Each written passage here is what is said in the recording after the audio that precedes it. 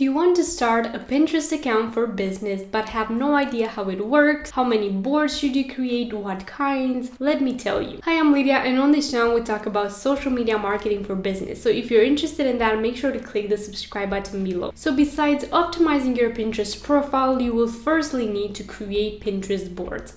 But how many should you create? What kinds? First, if you want to learn everything you need to know about Pinterest for beginners, there's a series in the description below that you definitely want to check out after this video. Now, first, think of your content and what it is all about. This way, you will need to determine what your boards should be about also. For example, if you post a lot of posts on your blog about how to grow trees, then you will need to have a separate board, a specific board for that topic, for growing trees, in which you will be pinning other people's pins about that topic and your own, since you have a post about that or more posts about that. If you don't really create pins in a specific categories, then your boards will be more general. But overall, your boards should also be specific and general as well. Let's talk about that. For example, a general board topic would be gardening tips, in which you'll be pinning how to grow trees, how to grow flowers, and all of that. But again, all profiles should have specific and general boards as well. For example, if I want to pin a pin about Instagram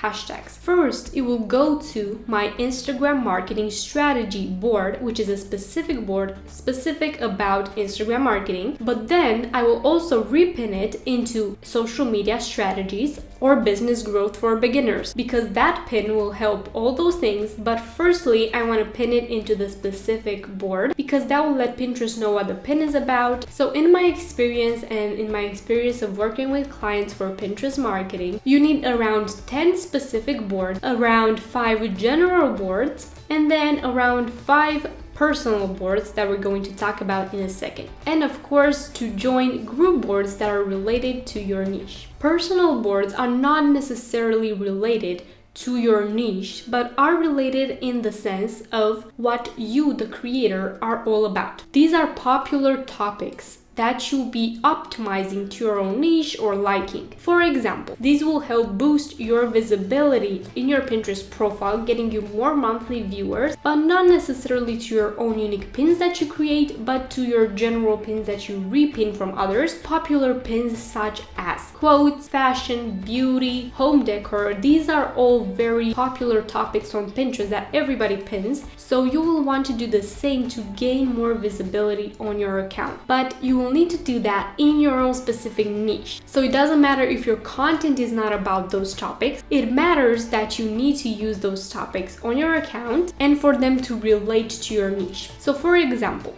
let's talk specifically about my business and my Pinterest account. I share business tips for women, men, whoever wants to make money online. So in my personal boards, even if I added a home decor board, I can also talk about office decor at home, because this is something that I also do. I talk to people working from home. Another thing is quotes, but I turn that into motivational quotes for entrepreneurs because it is something that isn't a popular topic, but I make it for my specific audience. So when people find that popular topic, those quotes that I don't create but I just repin, they will also be interested in my content and in what I have to say on my profile, because I'm not attracting people that will not be attracted to my content, but the opposite. I am attracting my target audience, but with popular topics. For every single board, you will need to add searchable keywords in your title and in your board's description. I don't suggest adding just home decor or office decor as a title for your board,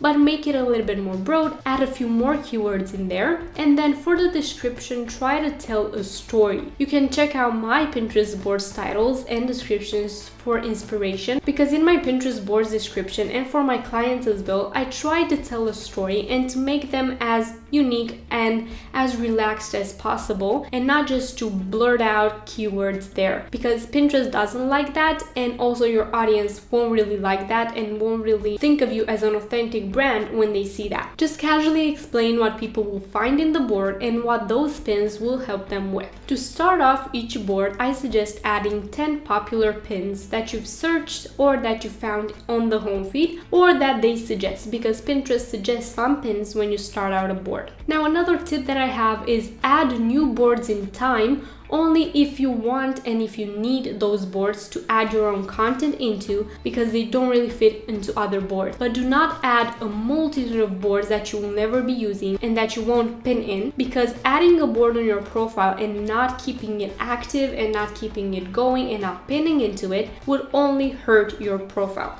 So add this number of Pinterest boards and use them all and pin into them often. How do you do that? You pin from the home feed every day, you schedule pins with Tailwind, you schedule pins or reshare pins from Tailwind communities. So again, if you want to learn more about using Pinterest for your business, the playlist below has a bunch of tutorials for beginners. So I really suggest checking that out. So there you go, this is how you need to use Pinterest boards for your profile and how to set up Pinterest boards for your business account. If this video was helpful, don't forget to leave it a like and subscribe down below for more videos every single week. You can also follow me on Instagram at lydia.incomingsuccess for more such tutorials on growing online with social media. Thank you so much for watching, and I will see you in my next video.